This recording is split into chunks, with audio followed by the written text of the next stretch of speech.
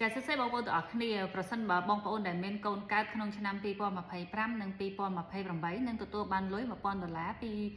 រដ្ឋាភិបាលក្នុងគណនីដែលឈ្មោះថា Trump Account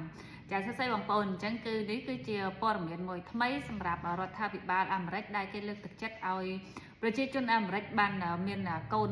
ឡើងវិញព្រោះមានម្នាក់ដែលថាលែងចង់បានកូនណាដោយសារសេដ្ឋកិច្ចឬក៏បញ្ហាអីចឹងគឺរដ្ឋាភិបាលបានបង្កើតគម្រោងថ្មីមួយឈ្មោះថា Trump Account ដែលពេលដែលអ្នកមានកូនកើតនៅក្នុងចន្លោះ2025និង2028គឺយើងមានសិទ្ធិដាក់ពាក្យសុំបង្កើតគណនីហ្នឹងគឺសម្រាប់កូនរបស់យើងហើយរដ្ឋាភិបាលនឹងឲ្យយើង$1000តែម្ដងនៅដាក់នៅក្នុង account ហ្នឹងដើម្បីសម្រាប់វិនិយោគសម្រាប់កូនយើងចាអញ្ចឹងគឺលក្ខខណ្ឌគឺកូនដែលកើតមកតែក្នុងចន្លោះឆ្នាំ2025និង2028ទេបងប្អូនហើយលុយហ្នឹងគឺសម្រាប់ដាក់វិនិយោគតែនៅក្នុងទីផ្សារភាគហ៊ុនអញ្ចឹងលុយ1000ហ្នឹងមិនមែនយកមកឲ្យយើងសម្រាប់ឪពុកម្ដាយចាយទេគឺលុយសម្រាប់វិនិយោគនៅក្នុងគណនីឈ្មោះកូនរបស់យើង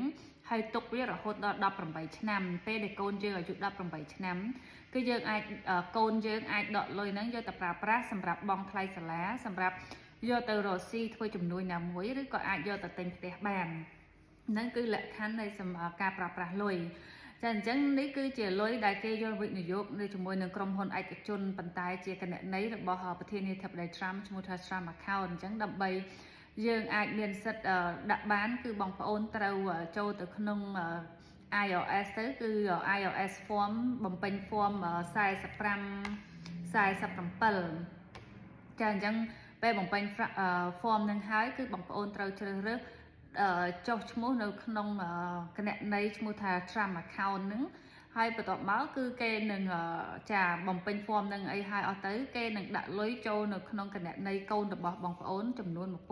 $1000ចាហើយបងប្អូនក៏អាចមានសិទ្ធិក្នុងការដែលដាក់ចូលបន្ថែមដែរបើយើងជាឪពុកម្ដាយយើងចង់ដាក់លុយនឹងបន្ថែមឲ្យកូនរបស់យើងក្នុងការវិនិយោគគឺបងប្អូនអាចដាក់បានបងប្អូនដែលដូចថាសាច់ញាតិបងប្អូនដែរដែលឲ្យជាកាដូយើងដាក់លុយនឹងចូលទៅក្នុង account ហ្នឹងវិនិយោគសម្រាប់កូនយើងទៅក៏បានដែរចាអញ្ចឹងបងប្អូនសូមស្ដាប់បន្តទៀតនៅវីដេអូភាគ2